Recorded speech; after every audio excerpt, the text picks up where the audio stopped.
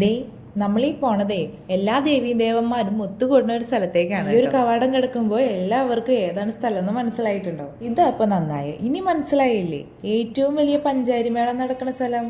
അതേന്ന് നമ്മുടെ ആറാട്ടുപുഴ. കണ്ടില്ലേ, പന്തലിന്റെ പണിപരിപാടികളൊക്കെ നടന്നുകൊണ്ടിരിക്കുകയാണ് കേട്ടോ. രണ്ട് പാടങ്ങളുടെ നടുവിലൂടെ ഒരു കുട്ടി റോഡ് ചെന്നെത്തുന്നതോ അമ്പലത്തിന്റെ മുന്നിലും.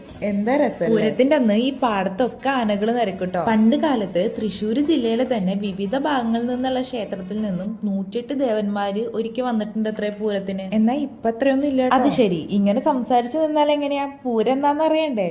ആറാട്ടുപുഴ പൂരം വരുന്നത് ഏപ്രിൽ 9-ാം തീയതിയും തറയ്ക്കൽ പൂരം വരുന്നത് ഏപ്രിൽ 8-ാം തീയതിയും. ആറാട്ടുപുഴ പൂരം കാണാൻ വന്നിട്ടുള്ള എല്ലാവർക്കും അറിയാം ലാസ്റ്റ് ഉള്ള യാത്രയപ്പാണ് സൂപ്പർ എന്ന്. അതൊരു അടിപൊളി കാഴ്ച തന്നെ. ഒരു നാട്ടിൻപുറത്തിൻ്റെതായിട്ടുള്ള എല്ലാ ഭംഗിയും കൂട്ടിയിണങ്ങിയിട്ടുള്ള ഒരു നാട്. ഈ ബസ് വന്ന് തിരിക്കണ സ്ഥലം കണ്ടില്ലേ? ഇവിടെയാണ് പൂരത്തിന്റെ ലാസ്റ്റ് യാത്രയപ്പിനായിട്ട് നിൽക്കുന്നത്. മുൻപ് പൂരം കണ്ടവർക്ക് അറിയാട്ടോ യാത്രയപ്പ് എന്താന്ന്.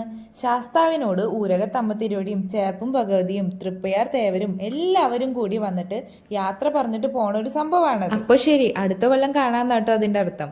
ഈ കാഴ്ചകളൊക്കെ കാണണമെന്നുണ്ടെങ്കിലേ പൂരത്തിന് എല്ലാരും കൂടി ഇങ്ങ് പോരെ.